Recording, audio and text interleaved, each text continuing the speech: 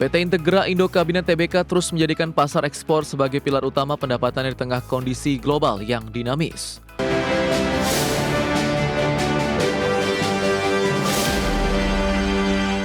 PT Integra Indo Kabinet Tbk terus menjadikan pasar ekspor sebagai pilar utama pendapatannya di tengah kondisi global yang dinamis. Perusahaan furnitur dan produk kayu ini menegaskan bahwa kontribusi pasar luar negeri, terutama ke Amerika Serikat, tetap menjadi fokus strategis di bisnisnya. PT Integra Indo Kabinet Tbk terus menjadikan pasar ekspor sebagai pilar utama pendapatan di tengah kondisi global yang dinamis. Pasar ekspor selama ini menyumbang lebih dari 90% pendapatan Wood, sehingga strategi pengembangan di luar negeri dinilai sangat penting untuk pertumbuhan kinerja perusahaan. Manajemen kini menargetkan peluang baru di Amerika Serikat sambil tetap melanjutkan diversifikasi ke negara tujuan ekspor lainnya. Meski belum merinci capaian kinerja terbaru secara detail, Investor Relations Wood menjelaskan bahwa Amerika Serikat menjadi tujuan utama produk furnitur dan komponen kayu Indonesia dari perusahaan itu. Permintaan di pasar Amerika Serikat dianggap masih kuat meskipun ada tantangan dari kebijakan tarif impor yang berubah-ubah seperti tarif resiprokal atau tambahan dari pihak berwenang. Wood melihat adanya peluang pertumbuhan di segmen ini karena kebutuhan konstruksi dan retail furnitur di Amerika Serikat masih menunjukkan traksi positif. Strategi pengembangan ekspor Wood juga meliputi upaya diversifikasi ke pasar lain sehingga tidak terlalu tergantung pada satu negara tujuan.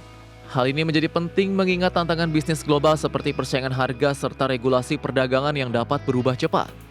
Dengan memperluas pasar ke sejumlah negara di Asia dan Eropa, perusahaan berharap dapat mengatasi risiko yang muncul dari terkonsentrasinya perdagangan hanya ke satu wilayah.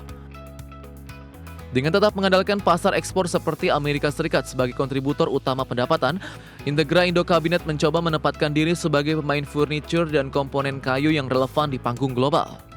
Fokus ke pasar Amerika Serikat serta ekspansi ke negara tujuan baru menjadi bagian tak terpisahkan dari strategi pertumbuhan di tahun 2026.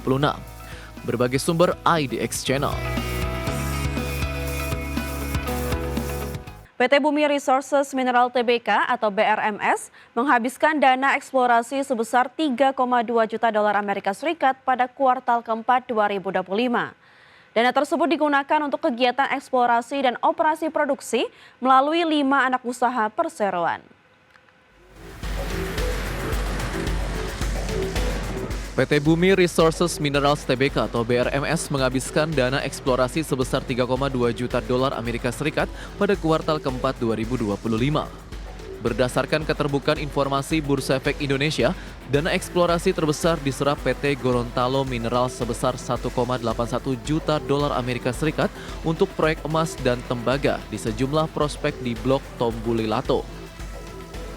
Sementara PT Citra Palu Minerals mengalokasikan sekitar 747 ribu dolar Amerika Serikat untuk eksplorasi emas di Sulawesi Tengah dan Sulawesi Selatan, termasuk pengeboran di prospek River Reef Watu Putih dengan total 356 titik bor hingga akhir Desember 2025. Lalu dari PT Dairy Prima Mineral mencatat biaya operasi produksi sebesar 21 ribu dolar Amerika Serikat tanpa aktivitas eksplorasi baru karena prospek anjing hitam telah memasuki tahap operasi produksi. Sementara prospek Lai JH terus dikembangkan melalui pengeboran deliniasi sumber daya untuk meningkatkan klasifikasi cadangan mineral. Eksplorasi juga dilakukan PT Linga Mineral Resources dengan dana 338 ribu dolar Amerika Serikat di sejumlah prospek proyek ABO. Terakhir, PT Suma Hexa Sinergi menggelontorkan 277 ribu dolar Amerika Serikat untuk operasi produksi emas dan perak di wilayah Pasir Karang dan sekitarnya. Adapun, langkah ini mencerminkan fokus BRMS dalam memperkuat basis sumber daya mineral jangka panjang. Berbagai sumber IDX Channel. PT Catur Karda Depo Bangunan Tbk atau Depo membidik kinerja yang lebih positif di tahun 2026 dengan menetapkan target pertumbuhan pendapatan yang ambisius. Manajemen perusahaan yang bergerak di sektor retail bahan bangunan ini menetapkan target kenaikan pendapatan hingga sekitar 10% dibandingkan tahun sebelumnya. PT Catur Karda Depo Bangunan Tbk atau Depo membidik kinerja yang lebih positif di tahun 2026 dengan menetapkan target pertumbuhan pendapatan yang ambisius. Menurut Depo, perencanaan strategi serta ekspansi usaha diharap dapat mendorong pertumbuhan kinerja yang lebih solid sepanjang tahun ini. Perseroan menyatakan bahwa target tersebut akan dicapai melalui kombinasi strategi ekspansi jaringan gerai serta penguatan portofolio produk. Perusahaan juga terus mengembangkan kanal penjualan untuk menjangkau konsumen lebih luas baik di wilayah urban maupun area yang berkembang. Upaya ini sejalan dengan kebutuhan rumah tangga dan sektor proyek yang terus mencari pasokan bahan bangunan berkualitas serta layanan yang modern. Strategi ekspansi ini sebelumnya juga terlihat dari rencana Depo membuka beberapa gerai baru di berbagai wilayah sebagai bagian dari upaya memperluas basis pelanggan. Ekspansi gerai di luar Jawa menjadi fokus lain perusahaan untuk menangkap peluang pertumbuhan pasar lokal di daerah yang berkembang cepat. Selain itu, perinvestasi modal usaha juga diarahkan untuk meningkatkan efisiensi operasional serta memenuhi kebutuhan pasar yang kian dinamis. Dengan target pertumbuhan pendapatan sebesar 10% di tahun 2026, Depo berupaya mempertegas komitmennya untuk memanfaatkan peluang di pasar bahan bangunan domestik. Strategi pengembangan jaringan serta kekuatan produk menjadi pilar utama pencapaian target ini. Meski menghadapi tantangan daya beli dan kondisi ekonomi makro, optimisme perusahaan tetap tinggi untuk menyentuh angka pertumbuhan yang ditetapkan. Berbagai sumber IDX Channel.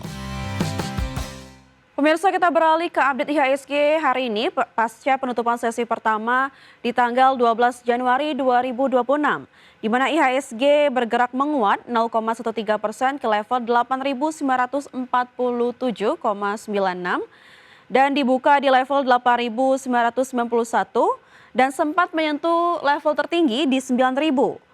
359 saham menguat, 311 saham melemah, dan 141 saham stagnan.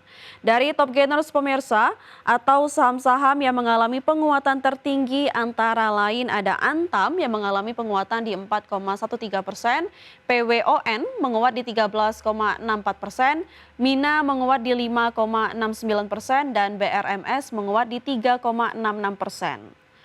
Selanjutnya dari top losers pemirsa ada dari Raja yang melemah 6,17%, Inet melemah di 9,01%, Ratu melemah di 5,15%, dan Pani melemah di 3,07%.